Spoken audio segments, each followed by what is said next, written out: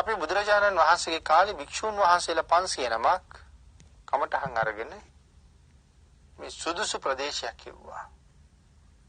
ආන්ගේයට දැනගන්න ලැබුණ මේ ප්‍රත්‍යන්තයක හිමාලි පැත්තේ බොහොම නිදහසේ ඉන්න පුළුවන් කැලෑවල් තියෙනවා. ආරාම තියෙනවා. කඳු වලින් යුක්තයි.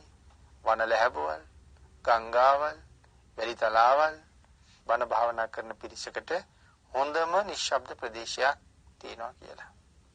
උන්වහන්සේලා එහාට වැඩියා. වැඩලා එක ගමකට පින්නපාතේ වැඩියා. 500 නම. ඒ මිනිස්සු පුදුම විදිහට සංඝයාට ගරු කෙරුවා. මොකද නිතර සංඝයා දකින්න ඒගොල්ලන්ට ලැබෙන්නේ නැහැ. ඒ නිසා ඒ සංඝයා ආරාධනා කළා වහන්සේලා මේ වස් කාලෙ මෙහි වස්වසන්ට. පහුවදා වෙන ගමකට වැඩියා එහෙනුත් ආරාධනා හම්බුණා වස්වසන්ට. ඒ නිසා මේ කැලේම උන්වහන්සේලා වස් වැසුවා. හැබැයි හරියට වෙලාවට වැඩ කරනවා. ආන් ඒකින්ද දන් වැළඳී මාදී ඉවර කරලා නිසි වෙලාවට gediye ගහපු ගමන් උන්වහන්සේලා ගිහිල්ලා ගස් මුල වාඩි වෙනවා භාවනාවට. පිළිතුරු මේ කැලෑවේ මේ ගස්වල ඉන්නවා දෙවිවරු, වෘක්ෂ දේවතාවෝ. උන්වහන්සේලා බැලුවා මෙච්චර ගුණ පුරන උත්තම ස්වාමින් වහන්සේලා මේ ගස් මුල වාඩි වෙලා ඉන්නකොට අපි කොහොමද ගස් උඩට වෙලා ඉන්නේ? ආන්ගේ හිඳ තීරණය කළා උන්වහන්සේලා මෙහින් යන්න ඕනේ. නැත්තම් අපිට විමානෙට යන්න වෙන්නේ. දැන් ස්වාමින් වහන්සේලා භාවනා කරන්න පටන් ගත්ත ගමන් මේගොල්ලෝ විවිධ වෙස්මාරු කරගෙන ඇවිල්ලා උන්වහන්සේලාට පෙනී හිටිනවා.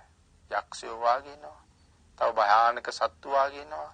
භයානක හඬවල් නගනවා. පපුව වෙවුලන තරම් හඬවල්. තරම්ම භයානකයි. සමහර වෙලාවට දුර්ගන්ධයක් පැතිරලා ගියා කියලා සඳහන් කරනවා.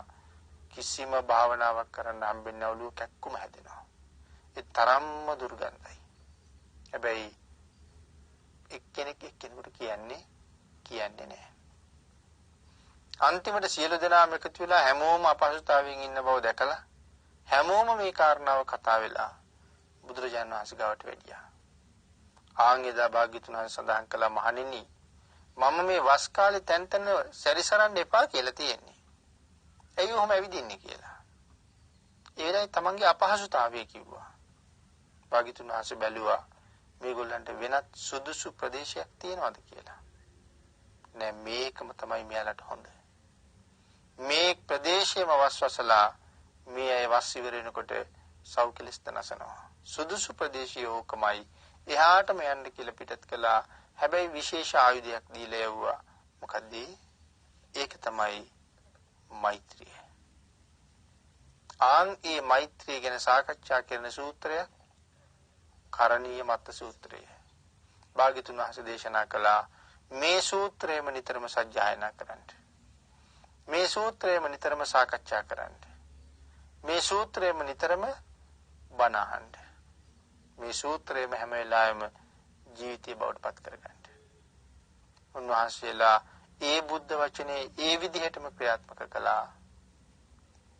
දෙවිවරු බොහෝම ප්‍රියමනාප වුණා. දෙවිවරු තීරණය කළා මේ ස්වාමීන් වහන්සේලාට මෙහෙ වැඩ ඉන්න තාක්කල් අපි උපස්ථාන කරමු. දැන් ඉස්සල්ලා දෙවියෝ හැදී උන්වහන්සේලා පන්නන්න. දැන් උපස්ථාන කරන්න. උන්වහන්සේලා අවසානයේ ඉවර වෙනකොටම සියලු දෙනා වහන්සේම මාර්ගඵල ලැබුවා.